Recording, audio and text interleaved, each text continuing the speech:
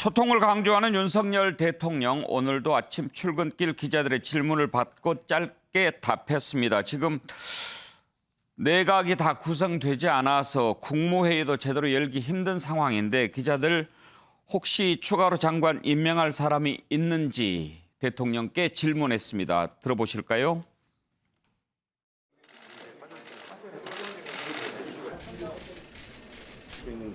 지금 아직 이렇게는 안 돼. 사실은 생각에는 인부만 하는 것은 폭풍이라는 게 사실은 좋아요. 대방향이 훨씬 낫죠. 나 이게 하나가 답답하다고 마음보다 답답하고 이제 어려움이 없다면서 여러분 일하게 해서 나도 미안한데 어떻게 하겠어요? 조금만 참으세요. 잘 준비를 해주니까. 아직 뭐좀 리뷰에도 또 층을 옮겨가지고 잘 설비를 해준다니까 당분간 좀 잘 참으면서 열심히 해줘요.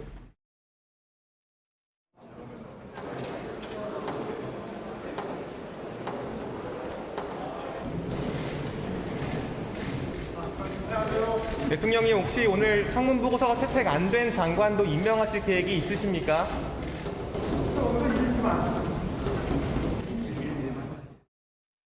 예, 최경철 의원 조금 더 길었으면 좋겠습니다만은 아무튼 그래도 예전에 보지 못했던 그런 모습입니다. 그렇습니다. 이 대통령이 그 청와대 안에서 출근을 그냥 바로 관저에서 사무실로 가는 형태였기 때문에 여태까지는 기자단에게 공개를 하지 않았죠. 더구나 기자단이 있는 곳은 청와대를 들어갈 수 없는 중추관이라고 아주 동떨어진 곳에 있기 때문에 사실 기자들과 대통령이 만난다는 게 사실 뭐 1년에 한두 번 만날까 말까 할 만큼 그런 장면이었는데 윤석열 대통령 들어오고 나서는 출근할 때부터 기자들을 맞닥뜨리는 것 자체가 뭐 선진국에서나 볼 수 있는 그런 장면이 벌어지고 있어서 아주 뭐 좋게 보입니다. 대통령에게 국민들이 묻고 싶은 것을 기자들이 대신 물어주니까 대통령이 또 거기에 대해서 적극적으로 답변을 하시고 그리고 곤란한 질문도 오늘 장관 임명하실 겁니까? 뭐 이런 것도 물어보니까 거기에 대해서도 아침에 바로 대답이 나와서 뉴스로 국민들에게 실시간으로 전달이 되니까 국민들께서 매우 시원하고 그리고 한편으로는 매우 기쁜 장면을 보시고 있는 것 같습니다. 왜냐하면 여태까지 국민들이 사실 주인이었느냐 대통령이 주인이었느냐 나라의 주인이 누구였느냐에 사실 논란이 있었습니다. 그런데 이제는 국민들이 정말 주인이 아닌가. 대통령은 뭐 윤석열 대통령께서 항상 하시는 말씀이 그거지 않습니까? 나는 머슴이다. 머슴을 주인이 잘 부려면 좋겠는데 그러한 역할을 하시겠다는 약속을 실천하는 것이 아닌가. 지금 정권 초반이어서 이런 거를 열심히 하시는 건지 모르겠지만 어쨌든 임기가 끝나는 날까지 정말 국민들이 묻고 싶은 것을 잘 답변해 주시면 하는 것이 국민들의 바람일 겁니다. 김영주 의원, 사실 일본 같은 경우에 아침에 총리가 매일 기자들과 이렇게 만나서 얘기하지 않습니까? 그리고 또 미국도 보면 헬기 이렇게 타러 가면서 기자들하고 질문 답변하는 모습 참 익숙한데 우리도 좀 그런 모습 많이 보면 좋겠어요. 그러니까 이제 첫 단추를 잘 끼우면 그게 습관화되면 이게 일상화되는 것이죠. 그래서 실제적으로 그러기 위해서는 대통령이 어떤 현안 모두에 대한 관심을 가지고 있어야 되고 수시로 기자들의 어떤 그 질문에 답할 수 있는 준비들을 해놔야 된다. 그렇게 생각이 들고 처음에 이런 방식으로 막 공간을 이동하니까 그런 구조가 만들어진다는 것이 한편으로 보면 용산에서 새롭게 진행되는 새로운 소통의 문화가 될 수 있지 않을까 그런 생각이 듭니다. 그래야 용산 집무실 이전 잘했다 이런 얘기 많이 나오지 않겠습니까? 자, 첫 번째 국무회의가 열렸는데 임시 국무회의였습니다. 왜냐하면 윤석열 대통령이 후보 시절에 첫 번째 국무회의는 세종청사에서 열겠다 이렇게 약속을 했거든요. 그래서 모든 내각이 다 꾸려지면 이제 세종 집무실에서 국무회의를 열기로 하고 오늘은 이제 임시 국무회의를 열었는데 사실 좀 정족수가 부족한 상황이었습니다. 윤기찬 위원장, 지금 우리 헌법에 국무회의 관련 조항이 있죠. 88조 2항에. 네, 그러니까 국무회의 구성원은 15인 이상 30인 이하로 구성되게 돼 있고 이게 이제 구체화된 게 현재는 20명입니다. 그러니까 18명의 장관들과 대통령과 국무총리, 그래서 20명이 구성원인 것이죠. 그래서 의사정족수, 그러니까 회의를 열려면 그 중에 과반 11명이 이제 모여야 회의가 열리는 것이고, 그다음에 의결정족수 참석한 사람 11명 중에 3분의 2가 심의 의결해야 이제 그 의결로서 효력이 생기는 것이죠. 예. 그러니까 11명이 일단은 참석을 해야지만 회의를 열 수 있는 겁니다.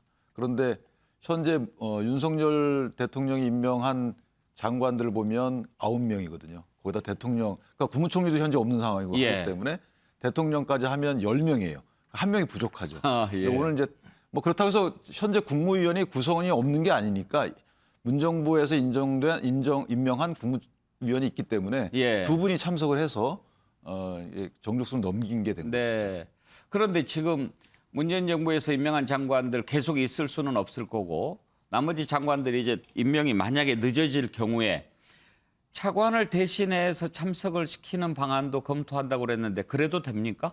차관은 의결권이 없습니다. 아. 그리고 사실은 이제 이창양 그 산업통상부 장관하고 예. 이영 중기벤처부 장관이 청문 보고서 채택은 됐어요. 채택은 됐는데 그것이 위원회에서 채택이 되게 되면 이제 의사국으로 그게 올라가서 의사국에서 국회의장께서 사인을 한 이후에 전자적 방법으로 정부로 이송을 합니다. 예. 그러니까 시간이 얼마 안 걸리는데 이게 아마 이제 의장께서 부재 중이었는지 이제 사인이 늦어져서 오늘 어쨌으면은 두 분 다 참석할 수 있는 상황이었을 수도 있는데 그게 좀 늦어져서 이제 참석을 못했던 것이고요. 두 분까지 임명을 하면 사실은 이제 정족수는 다 채울 수 있는 게 되는 것이죠. 예. 자, 이렇게 어렵사리 수를 맞춰서 임시 국무회의를 열었습니다. 오늘 첫 국무회의에 윤석열 대통령 발언 들어보시죠.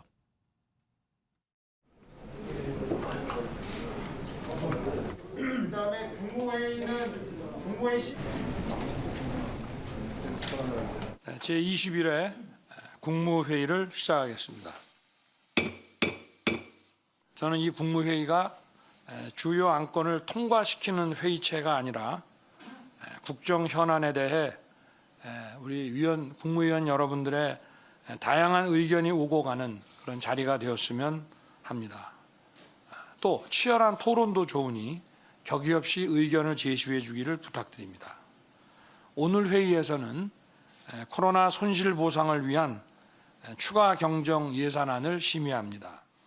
약속드린 대로 소상공인들에게 손실 보전금을 최소 600만 원에서 최대 1,000만 원까지 지급을 해드릴 것입니다.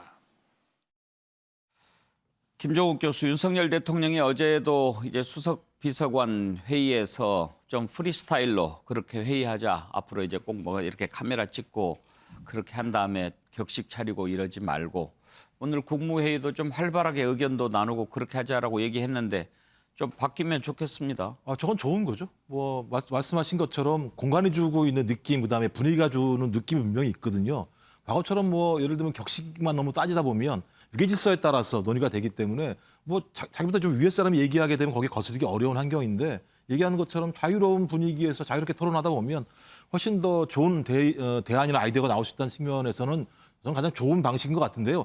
기억나실지 모르겠습니다만 2017년 5월 달에도 지금 문재인 대통령과 참모들이 노타이에다가 커피 들고 다니면서 얘기하는 자유스러운 분위기들을 만들어내면서 뭔가 변하겠구나라는 느낌들이 분명히 있었어요. 근데 문제는 이게 얼마나 지속되냐의 문제인 거죠. 그러니까 초기엔 다 그런 마음으로 시작을 해서 좀 기존 정부랑 좀 다른 방식의 새로움, 뭐 색다름 또는 효율성 이런 얘기를 하는데 이게 지켜지기 어려운 문제가 뭐냐면 지지율의 등락 또는 중요한 현안이 등장하게 되면 국민들에게 알리기보다는 이 문제를 수습하려고 하거나 또 지지율이 떨어지다 보면 공개하기보다는 비공개하려는 흐름들이 되게 많이 있어요. 그래서 초기야 지지율이 좀 높고 많은 국민들이 새로운 바람들이 분명히 있으니까 저렇게 할 수 있을 거라는 생각이 드는데 이제 문제는 저건 좋은 거다. 계속 갔으면 좋겠다. 중간에 어떤 위기가 왔을 때라도 일관성 있게 그걸 좀 지켜나가신다면 제가 볼 때는 많은 국민들이 전 정부랑은 다른 모습을 보이는구나라고 말씀하시겠지만 그렇지 않으면 똑같구나 이렇게 말씀하실 거라 생각이 들어서 좀 일관성 있고 지속성 있게 계속 앞으로 좀 강단 있게 저렇게 밀고 나가시라 이런 좀 주문을 드리고 싶습니다. 예. 자, 보셨다시피 국무회의장 빈자리가 많습니다. 특히 눈에 띄는 빈자리가 국무총리 자리 아니겠습니까? 국무회의는 대통령이 의장을 맡고 국무총리가 부의장을 맡는데 국무총리가 아직도 임명이 되지 않고 있습니다. 이 문제 어떻게 풀 수 있을까요? 아직도 여야 간에 공방이 오고 가는데 국민의힘 권성동 원내대표 발언을 먼저 들어보시죠. 새 정부가 정책 변화를 통해 민생과 경제에 활력을 불어넣기를 기대하고 계십니다. 박병석 국회의장님께 정식으로 요청합니다. 더는 지체할 수가 없습니다. 당장 오늘이라도 본회의를 소집해 주십시오. 여야 합의가 안 된다면 국무총리 임명 동의안을 직권상정해 주십시오. 박병석 국회의장님의 결단을 촉구합니다. 민주당에도 거듭 호소합니다. 국무총리 인준 표결로 협치 의지를 보여주시기 바랍니다. 더 이상의 국정 발목 잡기는 민주당에게 독이 될 뿐입니다. 예, 이제 여당이 된 국민의힘 권성동 원내대표 박병석 의장에게 호소했습니다. 야당 민주당의 반응을 한번 들어볼까요? 한덕수 국무총리 후보자의 임명 동의안 가결을 보장하라는 국민의힘의 무리한 요구에는 도저히 동의하기 어렵습니다. 총리 인준 문제는 청문회를 통해 드러난 결과와 국민 여론을 반영해 의원총회에서 결정하게 될 것입니다. 정호영, 한동훈, 원희룡, 이상민, 박보균, 김현숙 이 6인의 장관 후보자는 국민 검증을 넘지 못해 용인할 수 없는 부적격자입니다. 그럼에도 윤석열 대통령이 나서 굳히기 내각을 강행하려고 합니다. 추경 국무회의를 볼모로 국회를 겁박하는 것이나 다름없습니다. 총리로서 적합하냐에 대해서는 부정적인 여론이 좀 많이 높은데 인준을 해야 되냐 말아야 되냐라고 하는 데 대해서는 또 좀 해야 된다는 여론이 또 좀 높아요. 조금 약간 뭐 좀 이율 배반적인 것 같기도 한데 6일 지방선거를 앞두고 이게 발목 잡기로 보이느냐 마느냐 이런 미묘한 문제가 있습니다. 그래서 오늘 오후에 의총을 열어가지고 의원님들 뜻을 물어서 의견을 취합해서 결정을 할 건데요. 근데 제가 또 염려하는 것은 항상 매파가 비둘기를 이긴다. 그렇죠. 김영주 의원. 네. 아무래도 의원총회 하게 되면 그렇죠. 강경한 목소리가 네. 더 힘을 갖게 되죠. 네.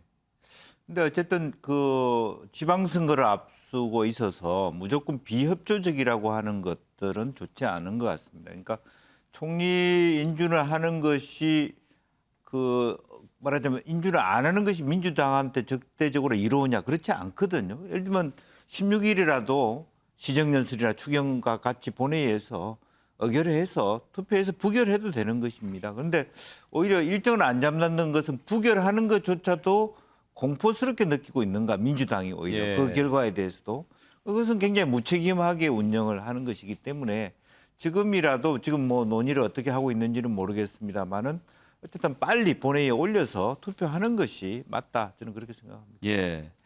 근데 김종욱 교수 오늘 윤석열 대통령이 박진 외교부 장관 그리고 이상민 행안부 장관 임명하지 않았습니까? 네. 사실 그런 처지에 있는 다른 장관 후보자들도 몇 명 있지 않아요?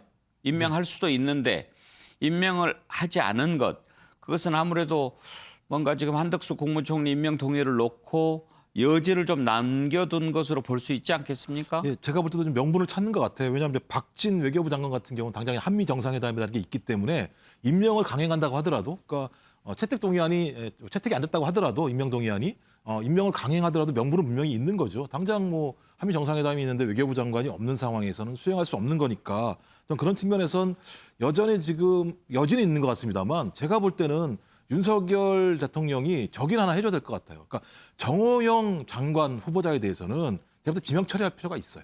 그러니까 민주당도 움직이기가 되게 어려워요. 그러니까 정호영 후보자를 계속 강행하겠다는 흐름이 있는 상황에서 한덕수 총리 후보자의 인준 표결을 하기가 어려운 상황이 분명히 있습니다. 전 그래서 이런 부분과 관련해서 이 부분에 대한 만약에 고리가 풀린다고 얘기한다면 저는 협상의 물건 터질 거라고 생각이 들어요. 근데 이걸 안 풀어주다 보니까 민주당에도 지지층이 분명히 있는 거 아니겠습니까? 아니 정호영 후보자 같은 사람도 임명을 강행하려고 하는데 한덕수 총리마저 인준을 갖다 통과시켜 주게 된다면 아무런 수단이 없는 거 아니냐라는 요구가 분명히 있어요. 저는 그래서 윤석열 권성동 원내대표가 민주당의 결단을 촉구하는 것 대신에 저는 윤석열 대통령에게 이 부분은 좀 결단할 필요가 있다. 이래야 제가 볼 때는 고리가 풀리는 상황이 있기 때문에 또 제가 볼 때 과거보다도 이렇게 제가 볼 때 상황이 나쁜 건 아니에요. 말씀하신 것처럼 이제 문제가 되는 분들 같은 경우가 지금 5분 정도가 남아 있는 것이고 나머지 분들은 2명은 이미 뭐 임명을 강행했고 또 2분 같은 경우는 오늘 인사청문회 채택이 됐으니까 남아 있는 분이 몇 분 안 되는 상황이거든요. 전 그렇다면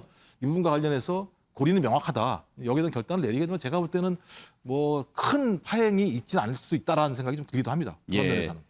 유기찬 부위원장 오늘 대통령 비서실에서도 그런 그러니까 정호영 보건복지부 장관 같은 경우에 사퇴 쪽으로 이렇게 분위기가 좀 흐르고 있다 이런 기사가 떴던데 확인할 수는 없습니다만 그런 느낌이 여권 내부에 좀 있습니까?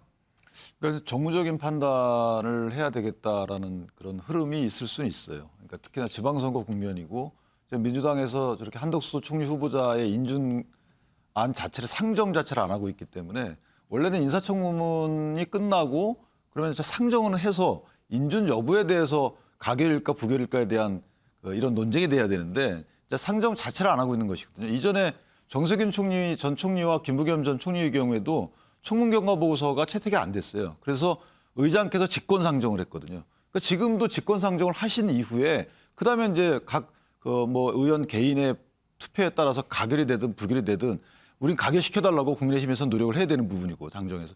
그런데 지금 그렇게 갖고 있지 않기 때문에 다소 이제 정무적인 고려가 굉장히 너무 많다라는 부분이고요. 그러다 보니까 이에 상응하는 이제 국민의힘 내지 윤석열 대통령 쪽에서도 뭔가 정무적 고려를 안 할 수는 없는 상황이죠. 다만 정무적 고려를 하기 위해서 정호영 장관을 자진 사퇴시키기에는 지난 청문회 과정에서 뭔가 또 큰 게 나오질 않았어요. 기존에 본인에 대한 의혹이 오히려 해소돼가는 과정이어서 조금 난감하긴 하더라도 어쨌든 정무적 고려의 대상은 되고 있다. 저는 이렇게 보고 있습니다. 예, 일종의 눈치 게임 비슷하게 지금 진행이 되고 있는데요. 정말 해주기 싫은 장관들 어떻게 해야 되나 민주당 그런 것 고민하는 것 같죠. 그리고 한덕수 국무총리 임명 동의 계속 처리 안 해주면 새 정부 출범하는데 발목 잡기 너무한 것 아니냐 이런 여론도 신경이 쓰이고 그렇지만 정말 논란이 너무나 많고 문제가 있는 장관 후보자 버티고 있고 이런 모습들 국민들 보기에는 그렇게 좋아 보이지 않습니다. 원로 유인태 전 국회 사무총장 누가 더 못하냐 이런 경쟁하는 것 같다고 비판했는데요. 한번 들어보시죠. 점수를 좀 매겨보신다면? 뭐 그게 형편없죠, 점수야. 그러니까 지지도로 저렇게 반영되는 거 아니겠어요. 난 정말 이해가 안 가요. 지금 이 윤석열 대통령의 당선 이후의 행보에 대해서. 덕담을 해주고 싶어도 그동안 해온 게 하도 형편 없으니까 관저 집무실 옮기는 것부터 또 관저 뭐 하는 거고 인사고 모든 게 상상을 절할 정도로 못하잖아요. 한쪽이 좀 잘해서 지지도가 저렇게 높았다 그러면 그 민주당 쪽도 바짝 긴장을 할 거라고. 근데 대개 국민들의 상식에 조금 그 기대에 반하는 그런 일들이 계속 벌어지잖아요. 그건 저쪽이 못하니까 한쪽이라도 잘해야 한쪽도 따라서 서로 잘하기 경쟁이 벌어져야 되는데 이건 서로 지금 못하기 경쟁이 벌어지고 있는 게 아니냐. 최경철 의원, 유인태 총장 발언에 고개를 끄덕일 만한 부분이 좀 있죠.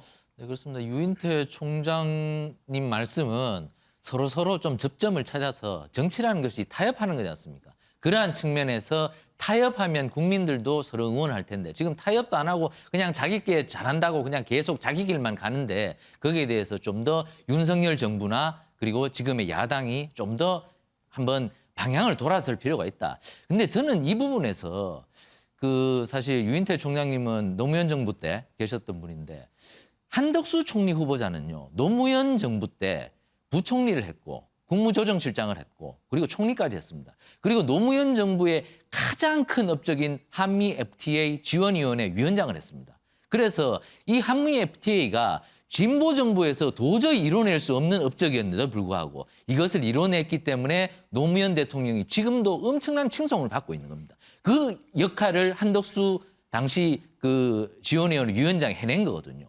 그렇다면 노무현 정부의 정체성을 이어받는 지금의 민주당이라면 한덕수 지금 총리 후보자를 인준을 하지 않는 것은 민주당의 정체성을 사실 부인하는 겁니다. 저는 그렇게밖에 볼 수 없다고 봅니다. 그리고 윤석열 정부도 한덕수 총리 후보자를 지명한 것은 이 정도면 정체성이 맞는 사람을 했으니까 협치의 상징이 될 수 있을 거야. 이래서 지명을 했는데 여기에서 부딪혀버리니까 서로 화가 나는 겁니다. 그러니까 접점을 못 찾는 거죠. 그러니까 감정으로 가고 사실 정호영 보건복지부 후보자 같은 경우는 낙마를 시킬 수도 있는데 이제 여야 간의 신뢰가 상실해버리는 거죠. 지금 지명 철회해버리면 결국에는 지명 철회만 해버리고 한덕수 총리 결국에 또 이것마저도 낙마시켜버릴 거야. 불신만 계속 쌓이는 거죠. 저는 민주당이 한덕수 총리 후보자에 대해서는 과거 노무현 정부를 생각한다면 총리를 국회 본회의에 표결을 붙이고 그리고 다른 장관 후보자 정말 결격 사유가 있는 분들에 대해서는 강하게 얘기한다면 결국 지금의 여당도 받아들일 것이 아닌가. 정말 대화로 해서 안 될 것이 없을 텐데 저는 너무나 신뢰가 없는 상태에서 갈 길만 가고 있다. 저는 유인태 총장님의 말씀을 좀 들어서 좀 한 발 물러서서 협상한다면 정치가 충분히 풀어갈 수 있는 의사결정을 할 수 있을 거라고 봅니다. 예, 김정욱 교수 말씀하시죠. 아이고, 제가 볼 때는 그러니까 대통령이 손을 좀 내미셔야죠. 저는 그게 가장 중요하다고 생각을 합니다. 계속 이게 말씀하시는 게 왜 목리를 부리냐 이렇게 말씀하시는데 민주당 같은 경우도 할 얘기 분명히 있는 거죠. 한덕수 총리가 노무현 정부의 총리이긴 했습니다만 총리 이후에 15년 시간이 지났습니다. 15년간을 검증을 해보니 회전문처럼 대형 로펌 공직을 오가는 상황에 로비스트 역할을 했다는 측면들이 드러났고 그다음에 그 과정에서 4년 동안 20억 정도니까 매년 5억을 받았는데 변호사도 아닌 분이 고문료로 5억을 받았다고 하니 이게 뭐냐라고 물어봤더니 공익적인 일을 했다고 말씀하셨는데 그 로펌에서는 그렇지 않다고 얘기하는 상황, 이런 상황에 대해서 문제제기한 것이고요. 또 하나는 소위 그 국무총리 같은 경우는 인준 표결 대상이 한 분밖에 안 계신 상황에서 지금 얘기가 나오는 정호영 후보자 같은 경우 대다수의 국민들이 반대하는 상황인 거고, 그다음에 뭐 원희룡 후보 같은 경우도 업무 추진비나 개발 특혜 의혹이, 그러니까 뭐 아무런 문제가 없는 분에 대해서 발목을 잡고 있는 게 아니고요. 문제가 분명히 있는 분들이에요. 그리고 이미 두 분은 임명 강행을 한 상황이고요. 전 그런 상황이기 때문에 먼저 대통령께서 손을 내미시게 된다면 민주당 입장에서도 제가 볼 때는 한덕수 총리 임명 동의안 표결을 뒤로 늦출 수가 없는 측면이 분명히 있습니다. 저는 조금 더 강한 권력을 가지신 분이 손을 내미시는 게 타당한 방법이 아닐까 생각합니다. 네. 근데 그 인사와 관련돼서는 사실 협치의 개념이라는 게 정부가 양보를 해서 협치가 되는 것이 아니고 오히려 큰 의석을 갖고 있는 민주당인 국회가 다소 좀 양보를 해서 협치의 물꼬를 터야 되는 부분이죠. 그러니까 현 정부 처음 출범일인데 여기서 윤석열 대통령이 협치를 위해서 어떤 양보를 할 수 있는 공간이 사실 없어요. 그리고 한덕수 총리 후보자의 경우에는 말씀하신 것처럼 사실 뭐 김앤장에 드나든 부분은 저도 뭐 적절치 않다고 봅니다만은 이미 2007년도에 김앤장을 한번 다녀온 뒤에 총리 인준안이 통과됐단 말이죠. 한 번 더 다녀온 건데 그 한 번 더 다녀오면서 어떤 뭐 큰 이해충돌 사안이 있었다는 구체적인 입증이 없는 상황에서 지금 이 부분을 반대한다라는 것이 명분이 크지는 않다. 따라서 저는 개인적으로 한덕수 총리 후보자에 대한 민주당의 태도는 가결일 것 같아요. 그러나 인준 표결권을 무기로 해서 또 다른 어떤 정치적 공세를 하는 게 아닌가 싶어서 먼저 큰 야당에 한번 양보해 주시면 조금 더 협치의 물꼬가 터지지 않을까 이렇게 생각합니다. 김영주 의원, 혹시 민주당에서는 한덕수 총리 부결을 시켰을 때 더 고약한 후임이 올 수도 있다 이런 생각하는 것도 있지 않나요? 뭐 그럴 수도 있겠죠. 그러니까 이제 실제적으로 보면 겉으로는 대통령께서 지금 오직 우리 정부의 총리는 한덕수 총리밖에 없다 이렇게 말씀하셨지만 경우에 따라서는 플랜 B를 생각할 수도 있는데 뭐 정말 또다시 검찰 출신의 그런 법조인이 총리로 딱 왔을 때 훨씬 더 각을 세우는, 이제는 민주당이 아예 협조를 안 했으니까 더 이상 같이 협치는 끝났다 이렇게 대결 양상으로 갈 수 있을 텐데 뭐 그렇게 안 되기를 바랍니다. 네. 자, 이제 새 정부 출범과 관련돼서 살펴봤고요. 떠나는 분들 한번 좀 살펴보겠습니다. 먼저 김부겸 총리 오늘 퇴임식을 했는데요. 이 내용부터 살펴보겠습니다.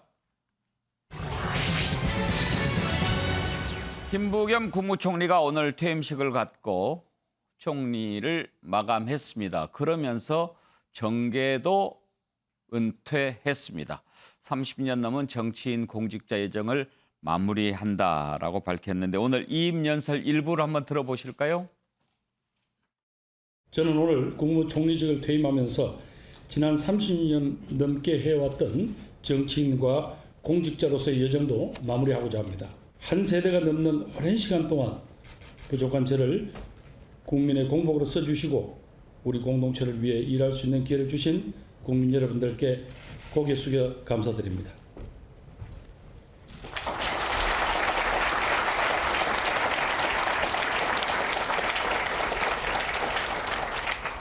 대화와 타협, 공존과 상생은 민주공화국의 기본 가치이자 지금 대한민국 공동체에 가장 절실하게 필요한 정신입니다.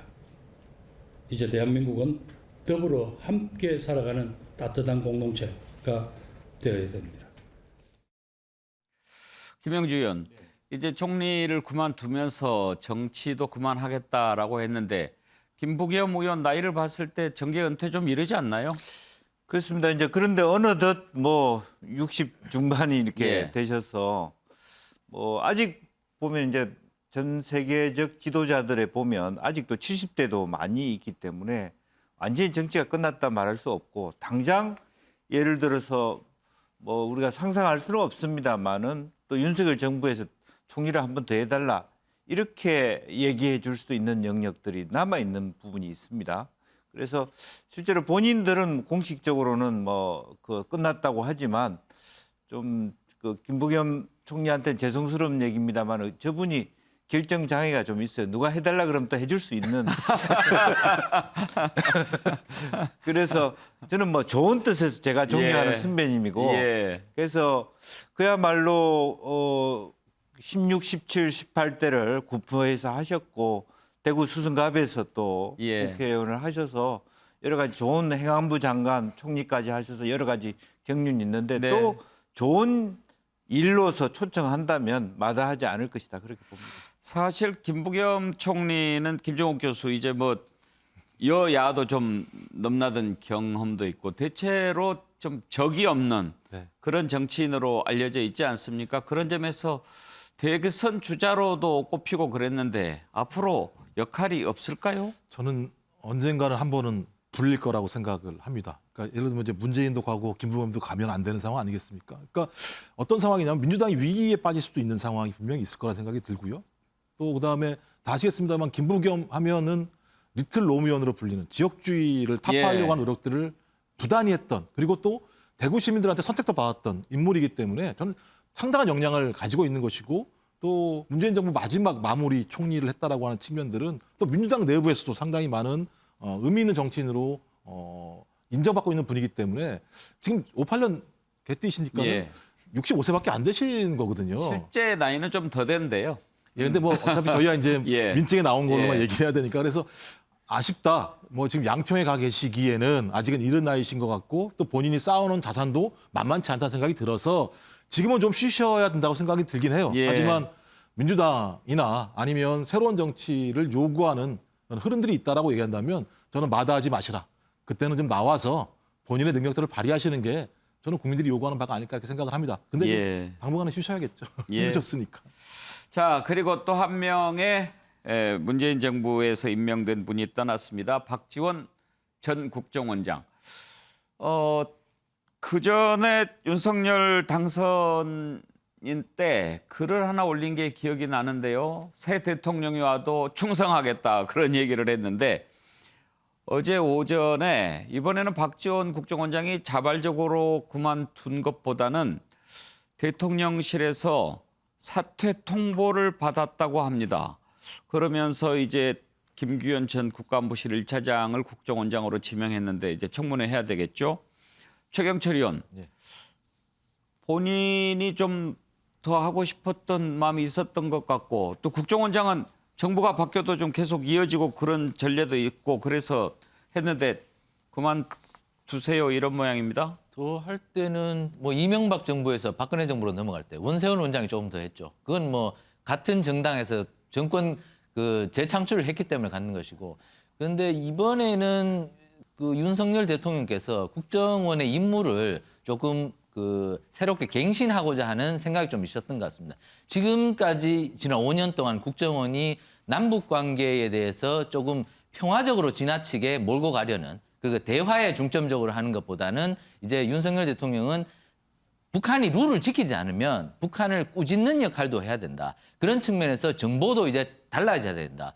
대화를 위한 정보도 필요하지만 북한을 간담을 서늘케 하는 그런 정보를 갖고 와야 된다. 그렇기 때문에 박지원 원장이 지금 새 정부가 들어섰는데도 계속하는 것은 문제가 있다. 그래서 교체를 했다고 제가 들었고요. 예. 어쨌든 국정원의 뭐 박지원 원장은 제가 볼 때는 생각보다 조금 처음 될 때는 말이 많았지만 그런 대로 임무 수행은 잘 한 것 같습니다. 잘하고 물러나신 것 같고 새로운 술은 새로운 무대에 담아야 된다고. 어쨌든 새로운 그 정부가 들어섰으니 국정원이 그 과거의 대북 유화 정책에 지나치게 이용되던 국정원이었다면 이제 정말 남북 관계를 정상화할 수 있는 북한이 잘못할 때는 꾸짖을 수 있는 그런 국정원의 정보가 좀 필요하지 않나. 저는 이런 새로운 요구가 좀 있다고 생각합니다. 그래서 조기에 좀 퇴진시키지 않았나. 저는 이렇게 봅니다.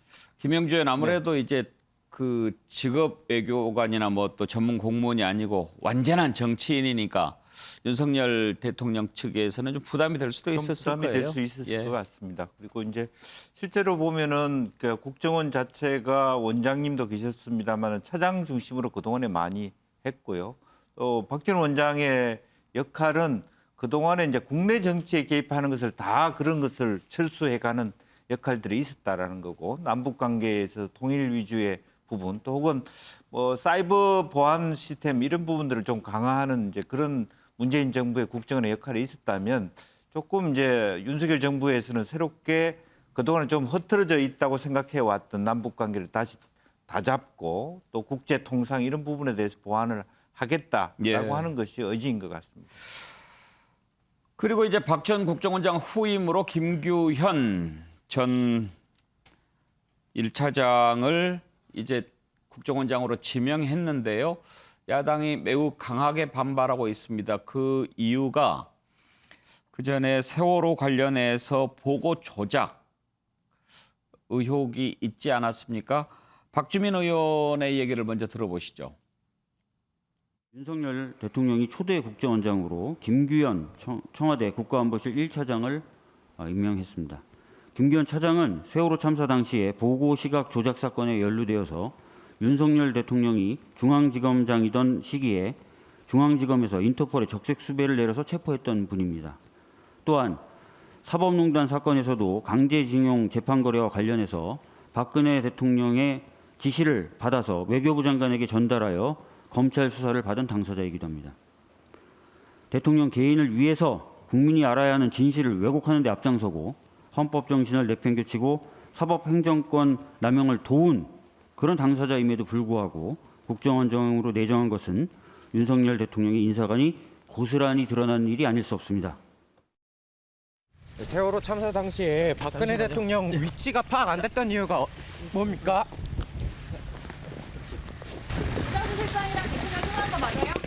저희가 대통령에 보고 드린 건 10시입니다. 최초 보고 시 피청구인의 지시사항은 무엇이었습니까?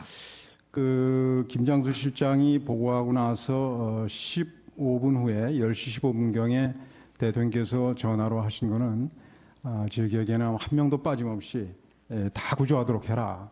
뭐 그런 지시를 내리신 걸로 알고 있고 이어서 7분에 다시 전화하셔가지고 수색을 해서 철저히 구조해서 다 구해내도록 하라. 그러면서 아마 그래서 저희가 그 당시에 바로 해경청장에게 전화를 한 걸로 알고 있습니다. 윤기차 부회장, 저 부분이 이제 나중에 조작 의혹이 있었는데 그런 논란이 있음에도 불구하고 저분을 국정원장으로 지명한 뜻은 어디에 있을까요? 그러니까 저는 오히려 인사관이 드러났다고 봅니다. 그러니까 지금 박주민 의원은 다른 말씀을 주셨는데 사실은 본인이 중앙지검장 시절에 신자용 1차장을 통해서 체포했잖아요.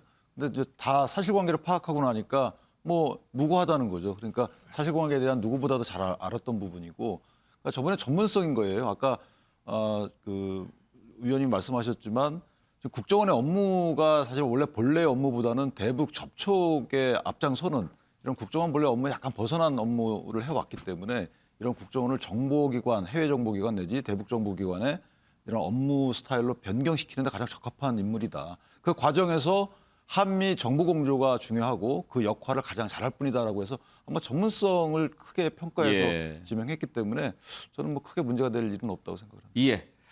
자, 새 정부 출범 이후에 이렇게 논란이 된 인선이 몇 명 있는데요. 특히 지금 비서실, 비서관 인선을 놓고 논란이 상당합니다. 이 내용 한번 짚어보죠. 지금 논란이 되고 있는 비서관이 2명인데요. 가장 큰 논란이 일고 있는 비서관은 김성회 종교다문화 비서관입니다. 종교다문화 비서관은 이번에 새로 신설된 직제인데요. 김성회 비서관이 그 글을 썼던 게 좀 문제가 많이 되고 있습니다. 자유일보라고 전광훈 목사가 만든 그 매체가 있는데 거기 논설위원으로 있었고요. 그런 상황에서 글을 하나 썼던 게 김건희 여사를 평강공주에 비교했던 그런 글이었습니다.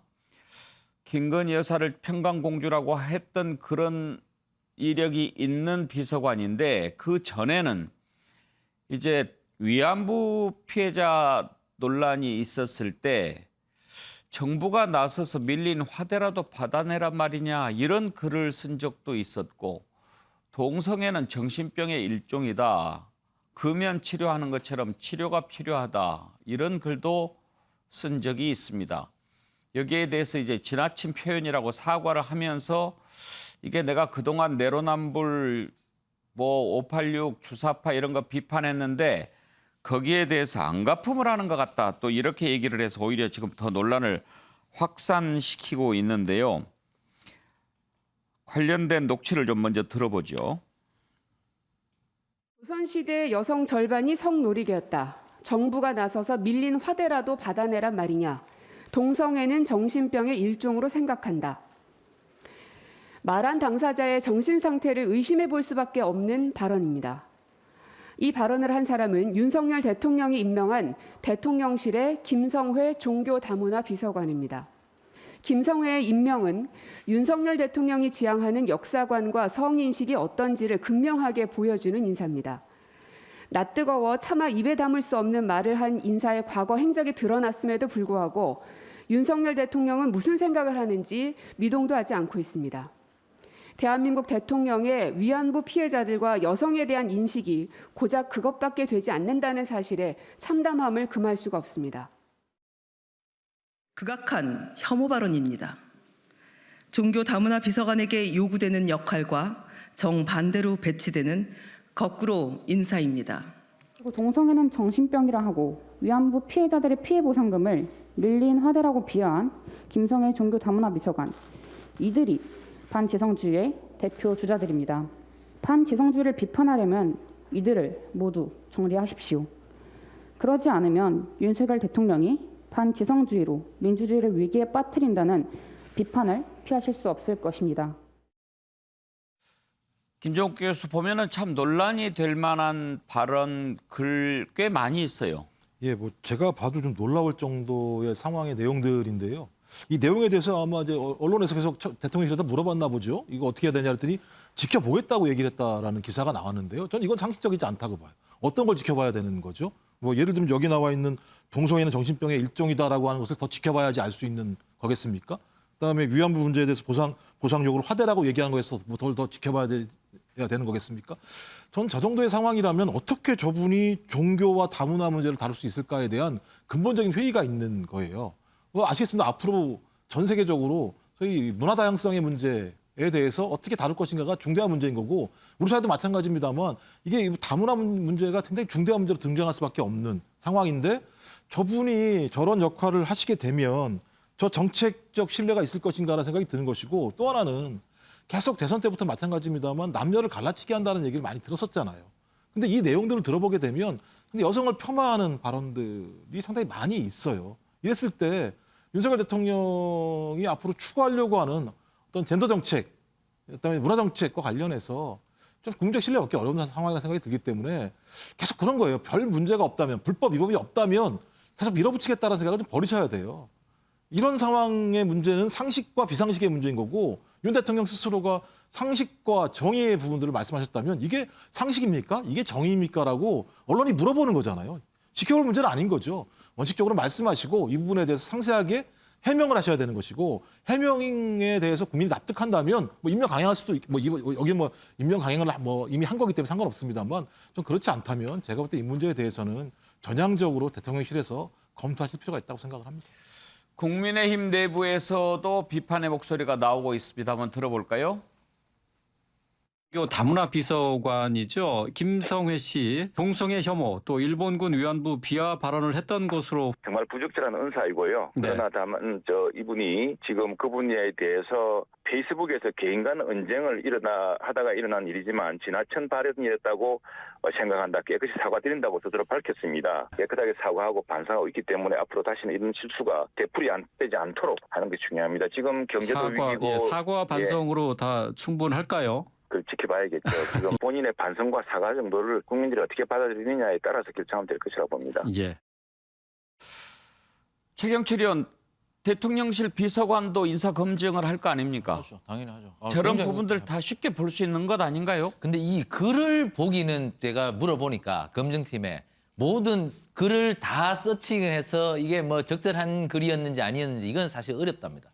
그렇기 때문에 그 글을 뭐 페이스북 뭐 이런 거 다 찾아내기가 너무 어려워서 그런 부분에서 좀 누락된 것 같고 그럼 일단 본인이 사과를 했습니다. 그리고 추가적인 조사를 해야 됩니다. 추가적인 조사를 해서 다른 글들에서 많은 문제점이 발견된다면 인사조치를 하는 것이 맞겠죠. 이게 대표적으로 얘가요.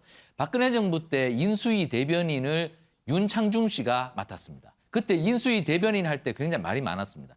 이 사람은 혐오 표현을 굉장히 많이 쓰는 사람이었는데 당시 보수 진영 내부에서 저분이 말이 좀 험한데 근데 인수위 대변인 거쳐서 결국 청와대 대변인까지 시켜줬습니다.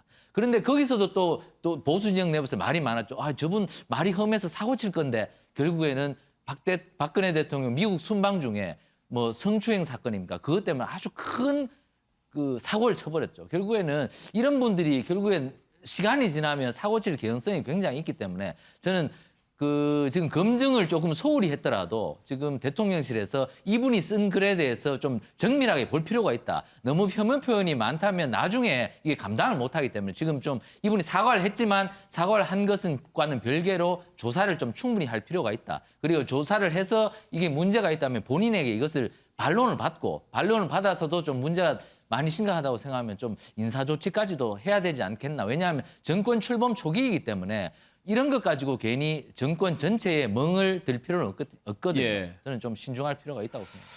김영주 의원, 이제 이렇게 문제가 많고 논란이 많은 인사를 과연 누가 추천했느냐 이런 부분도 이제 도마에 오르고 있습니다. 네.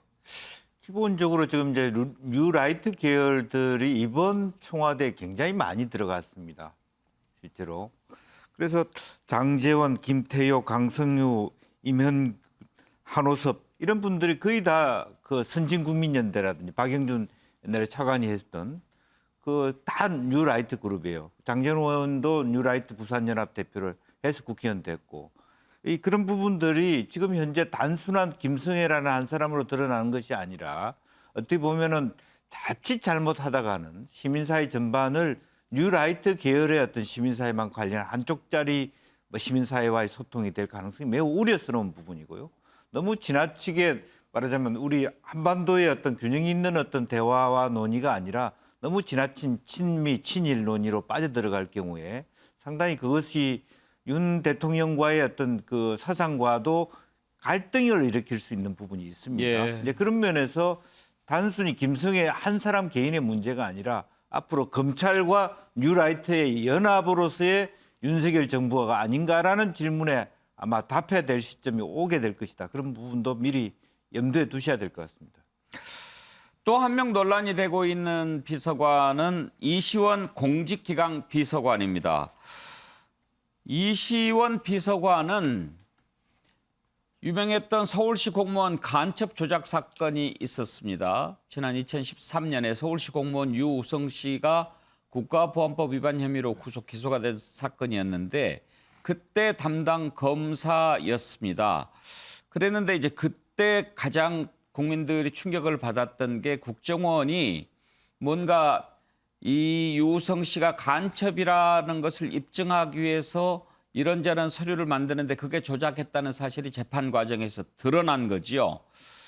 그 조작에 이시원 검사가 직접 관여했는지는 확인이 되지 않았지만 아무튼 그런 부분을 제대로 보지 못했다라는 것 때문에 검찰에서 정직 1개월 징계를 받은 적이 있습니다. 그래서 이제 명예퇴직 후에 변호사 활동을 했는데 이런 전력을 가진 사람이 공직기관 비서관 맞느냐 이제 이런 비판이 나오고 있는 것이죠. 당시 구속이 됐었던 유성 씨 얘기를 한번 들어보겠습니다. 는 결국은 이시원 전 검사 아니겠습니까? 예, 맞습니다. 국정원에서 6개월 가까이 이제 유가려 씨가 감금된 상태에서 조사를 받았거든요. 검찰에 넘어와서 처음 만난 검사가 이제 이시원 검사거든요. 그 이시원 검사가 사실을 제대로 얘기해봐라는 그런 식으로 취지를 동생한테 얘기를 했대요. 그 동생이 이 모든 게 다 거짓말이었고 오빠는 간첩이 아니다 얘기를 했대요. 갑자기 이제 이시원 검사가 이제 수사관을 나가라 하고 동생하고 단둘이 이제 앉아서 이렇게 말하면 너희 가족을 도와줄 수 없다. 이렇게 얘기하면 안 된다. 그러니까 기존에 있던 거짓 진술을 유지하라는 취지로 동생을 해유를 했다고 합니다. 자, 중요한 거는 검찰의 해명이에요. 아마 예. 이시원 검사도 이렇게 얘기한 것 같은데 기소 과정에서 증거나 이 진술이 누락된 것을 몰랐다. 모를 수가 이게 없습니다. 가능한 건가요? 그건 말이 안 되는 거죠. 그러면 지금 수사 기록 아예 안 봤다는 얘기.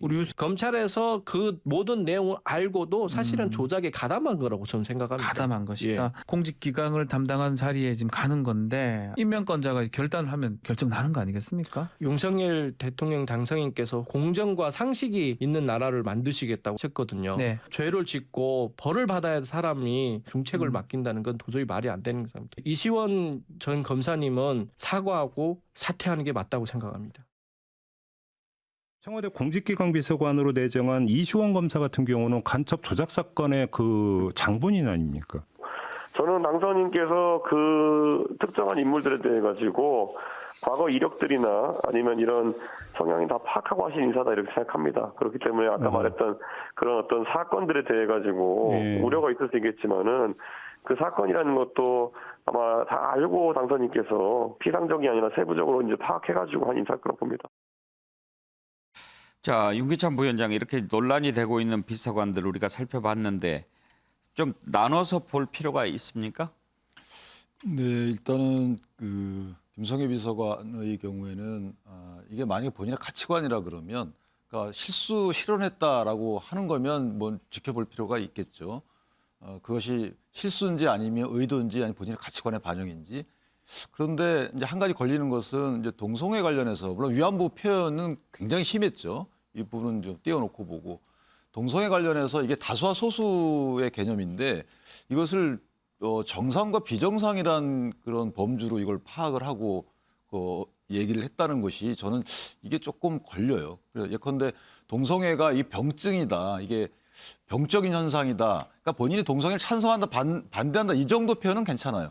근데 이것이 정상이 아니고 비정상이다라고 이걸 규정한 거가 소수자 보호가 업무의 하나인 다문화 비서관의 경우에 적절한지에 대해서는 제가 사실 좀 많이 우려가 됩니다. 예. 이 부분은 뭐 인사권자인 대통령이 판단하실 문제지만 재량이 일반 행정각부보다는 조금 더 참모진에 대한 인선의 재량이 넓은 건 맞지만 어쨌든 좀 고민을 깊이 해볼 필요가 있다는 생각이 들고 이시원 검사의 경우에는 좀 다릅니다. 이시원 검사의 경우에는 사실은 수사 단계에서 이 검사가 뭔가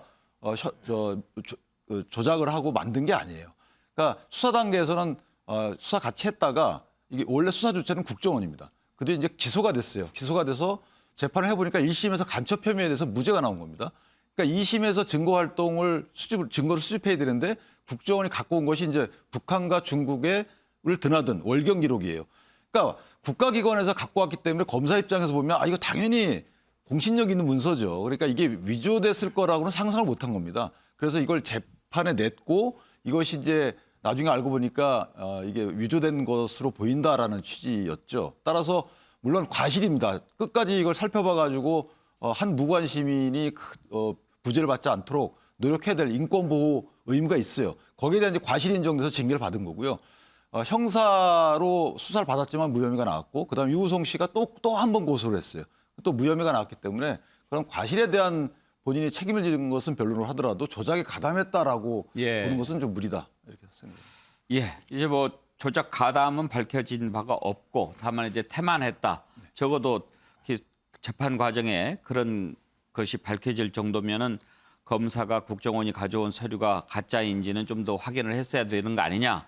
그런 것으로 이제 징계를 받은 그렇죠. 거죠. 그런데 사실 이제 사인이 만약에 증거를 제출해 가지고 이 검사가 그 사인에 제출한 문서의 진정성 여부에 대해서는 더 살펴봐야 되겠죠.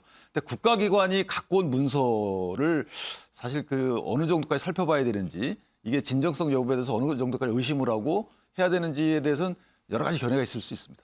김정욱 교수 의견은 어떻습니까? 그러니까 일단 그 법무부 검찰과거사위원회에서 뭐라고 얘기했냐 이 문제에 관해서 검찰이 증거가 휘었음을 인식했을 가능성이 있다고 결론을 내린 측면이 있어요. 좀 그렇다면 알았다라고 하는 것이죠.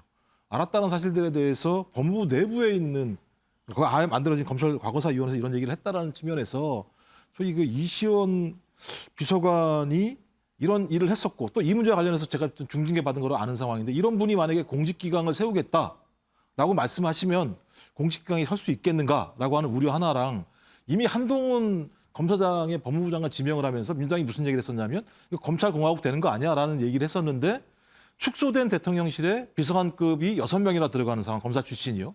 그다음에 아까 말씀드렸던 뉴라이트 계열들이 많이 대거 들어간 상황, 이런 상황들, 그러니까 소위 검찰 권력과 그다음에 특정한 이데올로기를 가진 분들이 대통령실에 다수를 점했을 때 이분들이 국민을 위해서 봉사할 수 있을 것인가라고 하는 근본적 고민을 할 수밖에 없는 건데 거기다가 또 이런 문제까지 불거진 분들을 굳이 왜 비서관으로 임명하셨을까라고 하는 의문이 분명히 있는 거죠. 예를 들면 말씀하신 것처럼 별 문제가 없다라고 말씀하실지는 모르겠습니다만 이런 여러 가지 관계들이 나옴에도 불구하고 이분을 임명했을 때에는 대통령과 관계 또는 거리가 가깝기 때문에 이런 문제에도 불구하고 임명했다라고 많은 분들이 의혹을 가질 수 있다. 근데 굳이 이런 분들을 임명할 이유가 있을 것인가? 왜 검사 출신에서 이시원 검사만큼 훌륭한 검사들이 안 계셨을까요? 저는 그런 측면에서 제가 볼 때는 좀 조심할 필요가 있다고 생각합니다. 네. 자, 다음으로 넘어가겠습니다. 지금 지방선거를 앞두고 민주당의 비상이 켜졌습니다. 바로 소속 의원들의 성비위 관련 사고 때문인데요. 민주당에서 지금 긴급 기자회견을 준비하고 있습니다. 현장을 잠깐 한번 가볼까요? 회견을 시작하도록 하겠습니다. 먼저 박지원 비상대책위원장님의 발언이 있겠습니다. 피해자분과 그 가족분들 그리고 국민 여러분께 사과드립니다. 성폭력은 무관용 원칙을 적용하겠다고 밝혔고 당내 성비위를 막기 위해 최선을 다했지만 또 사고가 터졌습니다. 더불어민주당을 대표해 다시 한번 사과드립니다. 박완주 의원 사건은 2021년 연말에 발생한 심각한 수준의 성범죄입니다. 피해자는 자체적으로 사건을 해결하려고 했으나 원만하게 진행되지 않았고 4월 말경 우리 당 젠더 신고센터로 신고가 들어왔습니다. 비대위는 철저한 조사를 통해 증거를 바탕으로 사건의 심각성을 확인했고 오늘 박완주 의원에 대한 제명 결정을 하게 되었습니다. 더불어민주당은 앞으로 당내 젠더 폭력에 더욱 철저하게 대응하겠습니다. 현재 의혹이 제기되어 조사 중인 사안에 대해서도 철저하게 진상을 밝히고 예외 없이 최고 수준의 징계를 하겠습니다. 재발 방지와 근본적인 해결을 위한 노력도 계속하겠습니다. 지방선거 유불리를 따지지 않고 젠더폭력 상담 신고센터를 통한 성비위 제보와 조사, 징계를 이어갈 것입니다. 온 오프라인에서 발생하는 2차 가해, 여성 비하 발언, 성폭력성 발언에 대해서도 고발 조치하고 피해자를 법적으로, 다각적으로 지원하겠습니다. 권력형 성범죄 근절과 성평등 조직 문화 장착을 위해 당원당규 개정과 제도 개선을 적극 추진하겠습니다. 재발방지 대책 마련도 게을리하지 않겠습니다. 지방선거 출마자 전원을 대상으로 성범죄 예방 교육을 실시하고 서약서도 받겠습니다.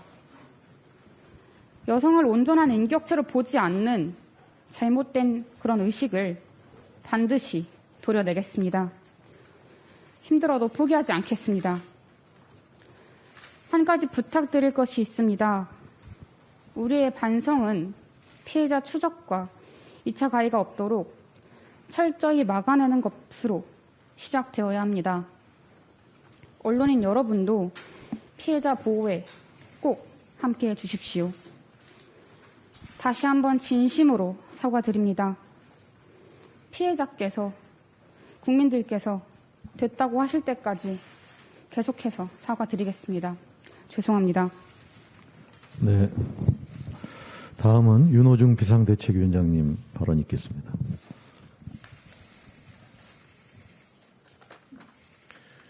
네, 저는 오늘 더불어민주당을 대표해서 무거운 마음으로 이 자리에 섰습니다. 국민과 피해자께 진심으로 사죄의 말씀을 올립니다. 어떠한 변명의 여지도 없습니다. 감히 용서를 구할 엄두도 나지 않습니다. 국민께서 내리시는 질타와 비판을 반성하는 마음으로 받겠습니다. 더 꾸짖어 주시고 비판해 주시기 바랍니다. 모든 것이 민주당의 잘못이고 저희들의 책임입니다. 거듭 엎드려 사죄드립니다. 더불어민주당은 성비위 사건. 자, 김영주 의원. 네. 일단 박완주 의원이 성비위 혐의로 제명이 됐고 또 다른 의원의 이제 성비위 관련도 지금 조사가 되고 있다고 하는데 절대로 일어나서는 안 되는 사건이 더군다나 지방선거를 앞두고 이렇게 또 터져 나왔으니 뭐 지금 뭐 공동 비대위원장 둘이 나와서 절하고 그런다고 그래서 되겠습니까? 네. 더군다나 이게 지금 시간이 많이 흘렀습니다. 이 사건 내용을 보니까 작년 말에 보좌관 성추행 신고 접수가 있었거든요. 예. 이제 그렇다면 지난 5개월 동안에 물론 뭐 윤리감찰단에서 조사를 했다고 합니다만은 조사를 뭐 심각하게 하는 건 좋습니다만은 그 동안에 뭐 했는가? 조금 더 그런 신고가 들어왔을 때 물론 뭐 대선이라는 염두를 둬서 시간이 길어졌는지는 모르겠습니다만은 조금 더 정광석화처럼 아픔 속에서도 단화를 내리는 이제 그런 것이 있었어야 되는데 그렇게 되다 보니까 지방선거를 앞두고 결국 양성조 말하자면 충남도지사 총괄상임선대본부장 하는 것을 염두에 둔 상황 속에서 이 일이 터졌기 때문에 충남 선거에도 상당히 큰 악영향을 미치게 됩니다. 예. 이제 그나마도 지금 수도권 중에 경기 충남이 그나마도 민주당이 좀 이로운 부분인데 거기에서도 상당히 어려움을 겪게 되는 그런 계기가 되고 있다라는 거고 더군다나 뭐 오거돈, 박은순 또 뭐 지금 충남 역시 또 한 번에 그런 문제가 생겼기 때문에 안희정 기사로 인해서 상당히 큰 피해를 주고 있고 또 그래서 지금 그 뭐 말씀이야 뭐 무슨 말로 변명을 할 수 있겠습니까? 얘기를 하지만 조금 더 적극적으로 대응해야 된다 이렇게 생각이 듭니다. 오늘 민주당은 이 내용이 발표되면서 발칵 뒤집혔지요. 오늘 신현영 대변인의 박완주 의원 제명하기로 한 사실 그리고 박홍근 원내대표의 사과 발언 한번 들어보시죠. 오늘 비대위에서는 박완주 의원을 제명하기로 결정을 했습니다. 사유는 당내 성비위 사건이 발생했기 때문에 이에 대한 당 차원에서의 결정이라는 말씀을 드리겠습니다. 피해자를 보호하기 위해서 상세 내용을 밝히지 않는 거에 대해서 이해 부탁드리겠습니다. 다시 한번 이런 당내에서 성비위가 발생한 것들에 대해서 국민 여러분께 죄송하다는 말씀 고개 숙여 드리겠습니다. 당은 그래서 이제 신속하게 제명 처리를 하게 되었고요. 그래서 이 피해자에게 2차 가해라든가 이런 것이 없도록 최대한 조치를 취하겠다는 그런 의지 표명이라고 이해하시면 되겠고요. 그리고 또 국회 차원에서도 할 수 있는 조치는 최대한 하겠다 이렇게 입장을 밝히지 않았습니까? 그래서 향후에 그런 또 논의가 후속적으로 있을 걸로 보여지고요. 당으로서는 이런 그 사건들이 또다시 발생해서 참으로 국민들께는 송구스럽습니다. 저희는 향후에도 이런 작은 어떤 문제라도 단호하게 대응해서 당의 어떤 기강 또 이 국민들의 어떤 그런 높아진 그 인권 의식에 부합하도록 이끌어가기 위한 그런 당의 어떤 규율을 바로 세워나가는 것이 맞지 않을까 싶습니다. 최경철 의원, 박완주 의원은 3선의 중진이기도 하지만 지난번 박원순 서울시장 그 사건 당시에 민주당의 낮은 성인지 감수성 이런 얘기하면서 아주 비판까지 했던 사람이라서 충격이 더 큰 것 같습니다. 네, 그렇습니다. 3선이고 뭐 원내 대표까지 뭐 출마를 한번 했었죠. 예. 그럼 아주 뭐 인품 괜찮고 뭐 정책에 대해서도 굉장히 유능한 분으로 알려져 있는데 결국에는 이 사건으로 모든 것을 잃어버리지 않을까 저는 이렇게 생각하는데요. 민주당이 지금 청문회 전국입니다. 청문회 전국에서 장관 후보자들을 향해서 도덕성을 잣대로 형편없는 사람이라고 지금 지적을 하고 있는데 수많은 사람들이 지금 형편없는 사람을 낙인 찍혀서 지금 아부 국민들한테 많이 꾸중 듣고 혼나고 있는데 과연 민주당이 이 뉴스를 갖고 국민들에게 어떤 모습을 할지 정말 늑대 소년이 아니라 정말 유구무원이라고 생각합니다. 전 민주당 이번에는 정말 할 말 없다. 과거 뭐 다른 때 같으면 모르겠지만 청문회 전국에서 야당으로서 나를 세워서 꾸짖고 있는 판에 지금 이런 사건이 터져서 정말 민주당 할 말이 없다. 어쨌든 민주당은 이번 사건을 통해서 또다시 뭐 반복되는 것인데도 분골쇄신이 하셔서 정말 스스로 회초리를 때려서 다시는 이런 일이 반복되지 않아야 됩니다. 정말 국민들 뇌리에 뭐 박원순 시장이나 안희정 지사나 오거돈 시장이나 이런 분들 이름이 아직도 머릿속에 왱왱 돌고 있는데 또다시 이런 사건이 터지면 너무 국민들이 민주당에 많이 실망할 것 같습니다. 민주당은 이제 야당으로서 정부 여당을 견제해야 될 아주 중추 세력이 되어야 됩니다. 그런데 중추 세력이 되어야 될 야당이 이런 식으로 도덕적으로 무너져 내려버린다면 정말 그러면 정부 여당이 홀로 독주를 하지 않겠습니까? 저는 야당 없는 정부 여당을 만들 것이냐. 정말 야당이 이번에 정말 크게 반성해야 한다고 생각합니다. 근데 저는 좀 이해가 안 가는 게 당사자가 제가 기사를 찾아봤 당사자가 사과했다는 게 없어요. 그러니까 박완주 의원이 당사자는 지금 사과가 없고 당이 나서서 대리 사과를 하는 건지 대변인이 나서서 대리 사과를 하는 건지 당사자가 명확한 사과를 한 이후에 그다음에 그 당사자를 관리 못한 당이 사과를 해야 되는 것인데 저렇게 되면 당사자가 입장 표명이 없게 되면 2차 가해가 또 나올 수 있는 공간을 열어주는 것이거든요. 분명히 먼저 사과를 해야 되는 것이고 또 하나는 당이 저런 사건이 있었던 것을 언제 파악했는지 모르겠는데 지금 박지원 비대위원장의 말씀은 당사자가 자체 해결하려고 노력하다가 안 돼서 젠더 신고했단 말이죠. 그럼 외부에서 일어난 일도 아니고 당내 내지 국회 내에서 일어난 일인데 당사자가 그 힘든 자체 해결을 위한 어떤 노력을 했을 때 어떤 노력을 했는지 그 노력을 파악하고도 어떤 대응을 했는지 이런 것들에 대한 당내 자체 조사를 통해서 그렇게 해야지만 향후에 재발 방지가 되는 것이지 저렇게 나와서 대리 사과한 이후에 당사자 입장 표명 없는 상황에서 선거를 의식한 저런 행보를 한다고 해서 이게 막아지는 것인지. 제명을 했으니까 조사는 했겠죠. 당사자가 입장 표명을 했겠죠. 그러니까 청문 절차를 거치기 때문에. 그러면 그런 입장 표명에 대한 입장을 밝히든지 아니면 당사자가 나와서 피해자한테 사과를 공식적으로 하든지. 근데 이제 본인이 사과해야 된다는 것은 충분히 이제 필요성을 인정하지만 아까 말씀하신 그런 내용 조사 결과 이런 것을 이제 또 공표하는 것은 또 2차 가해가 될 수가 있겠죠. 그렇죠. 구체적인 내용은 하면 안 되는 것이고 일단 2차 가해를 막기 위해서는 당사자가 인정하는지 여부를 먼저 밝혀야 됩니다. 그래야지만 2차 가해 공간을 줄이는 것인데 지금 그게 없이 저렇게 나오니까 조금 의아한 거죠. 김영주 의원, 이거 뭐 봉합한다고 될 문제는 아니잖아요. 그렇습니다. 그러니까 이제 방금 말씀하신 대로 이제 그야말로 그 피해자 입장에서 다시 생각했을 때 뭐 당이 아뜨거라 싶어서 이렇게 저렇게 호들갑을 떤다 이렇게 이해되기보다는 진정성이 있는 사과를 하고 있구나 이렇게 느낄 수 있는 부분들을 좀 차분하게 지금 제명을 했다고나 하더라도 방금 윤 대표님 말씀하신 것처럼 위원장 말씀하신 것처럼 당사자의 사과와 더불어서 또 당이 책임지는 모습들 이렇게 조금 그 순서 있게 질서정연하게 사과의 수순과 진정성을 가질 수 있도록 그렇게 더 노력해야 될 것 같습니다. 정의당도 아주 제대로 책임을 물어야 한다고 촉구했는데 들어보시죠. 더불어민주당이 성비위 가해자인 박완주 국회의원을 제명했습니다. 성비위 가해자는 누구도 용서할 수 없기에 당연한 조치입니다. 덧붙여 더불어민주당에 촉구합니다. 국회의원직에 대한 실질적인 책임을 물을 것을 촉구합니다. 제명 처분은 당원 자격에 관한 것일 뿐 국회의원직에 대한 처분이 될 수 없습니다. 따라서 국회 윤리특위 제소를 통해 성비위 국회의원에 대한 실질적인 책임을 더불어민주당이 책임 있게 물을 것을 촉구합니다. 김종 교수, 요즘 민주당이 이 성 관련해서 참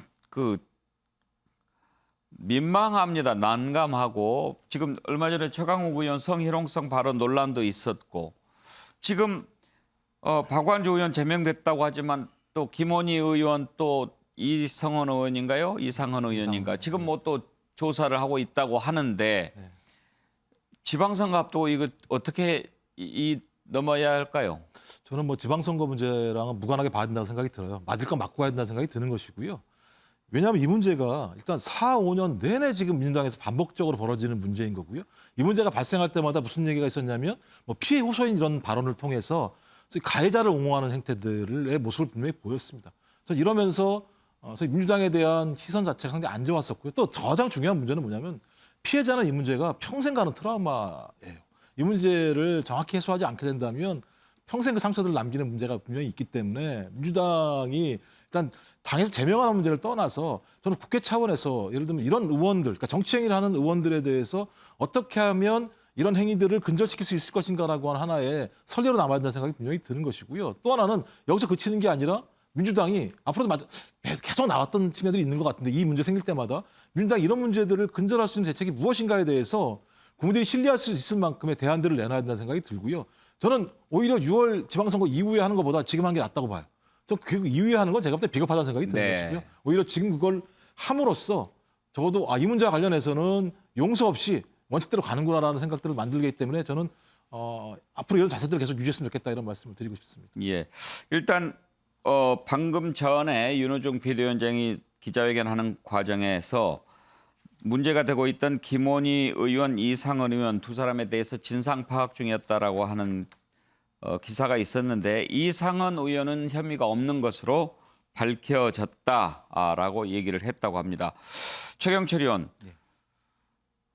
뭐 여야 가릴 것 없이 이런 문제는 정말 다시는 일어나지 않도록 무슨 대책을 좀 만들어야죠. 그러니까 정치인들이 가장 중요한 게 은행일치입니다. 말은 성비위 엄단하고 성비위 행위하면 절대 안 된다고 하지만 자기 속마음에는 그런 나쁜 짓을 할 수 있는 마음이 언제든지 도사리고 있는 겁니다. 그걸 민주당 의원들이 내로남불이라고 자꾸 비판받아 왔지 않습니까? 자신들이 임대차 3법 고쳐서 전세금 올리지 말라고 그래놓고 실제로는 보니까 전세금 올려버리고 이래서 들켜서 혼나고 결국에는 은행일치가 되지 않는다는 겁니다. 정치 문화가 은행일치하는 문화부터 제대로 세워야 된다. 그래야 내로남불도 없어지고 이런 일이 반복되지 않는데 민주당이 이런 정치 문화를 만들어 가야 된다고 생각합니다.